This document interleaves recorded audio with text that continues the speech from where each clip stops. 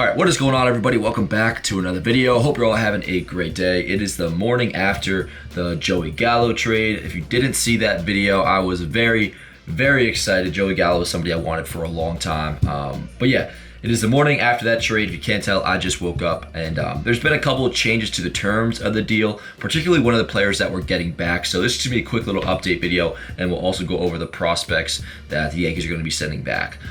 So yeah, the main difference, as you see, is that they're no longer going to be receiving reliever John King. They're getting left-handed pitcher Joey Rodriguez. Now, the reason why, I have no idea. We'll check out his stats in just a second, but while this trade isn't confirmed, multiple sources have reported this, so it does seem like these are definitely the two guys. Obviously Gallo, but it seems like Joey Rodriguez is the other piece that's going to be coming back to us. As for what the Rangers are getting, here's what we got. And the Yankees, I never want to say somebody fleeced, the other team, especially like the day after the trade. It's going to take years for us to know who won this trade or not. But so far, it's looking really good. The Yankees did not give up any of their top 10 guys.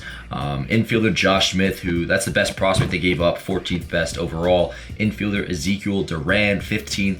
Infielder/outfielder Trevor Hauver, 23rd, and right-handed pitcher Glenn Otto, which Glenn Otto, shout out to you. He followed Yankees Avenue for quite some time now. He ranked as the Yankees 28th best prospect. So none of these guys are anybody to lose sleep over. I'd say the Yankees, they did very well in this trade, and especially for a reason we're about to get into in just a second, because there's one little tidbit on here, one of the terms of this deal that is such a huge factor for not only the remainder of this trade deadline, but really how the rest of the year could play out for the Yankees. So now, as for Joey Rodriguez, his stats aren't as pretty as John King's were, but his peripherals and advanced stats show he might be better than his ERA suggests. So in 31 games, he pitched 27 and a third innings, 32 hits allowed, 5.93 ERA. So obviously that's not pretty, but you see the 3.26 expected FIP and the 3.41 skill interactive ERA. So that's a possible indicator of success in the future. And if the Yankees weren't high on this guy, or if they didn't think he could turn things around, they wouldn't have,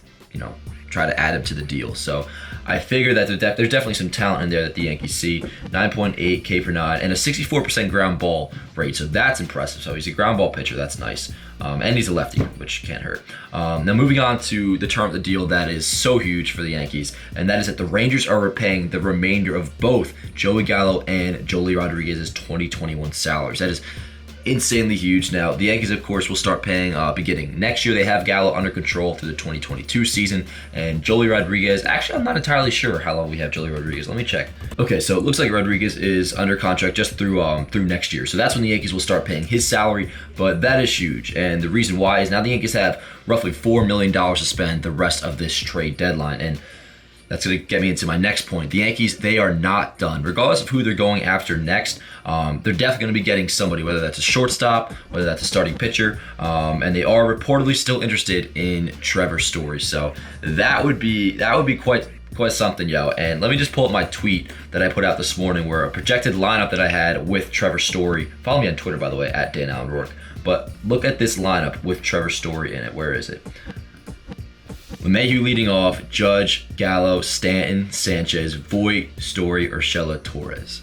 Oh my God, that would be one of the best lineups the Yankees have fielded probably of this century. I don't want to get too excited about something on paper, because I feel like we do that all the time as Yankee fans, but just the fact that the Yankees are still interested in Trevor Story, that definitely gets me quite excited. They're clearly going for it. They understand what I've been saying for a few months now, that the Yankees, while they're out of the division race right now, they're very much so still in the wild card race. And just by sneaking in, and you can put this season in the hands of Garrett Cole. Garrett Cole gets you to the ALDS. It's basically the equivalent as if you won the division. So the Yankees understand it. So that's definitely good to see. And yeah, that's the terms of the Joey Gallo deal. Let me know what you guys think. If you have any questions, you can DM me on Twitter, comment down below, or follow Yankees Avenue, by the way, for all trade deadline updates. Yankees Avenue on Instagram.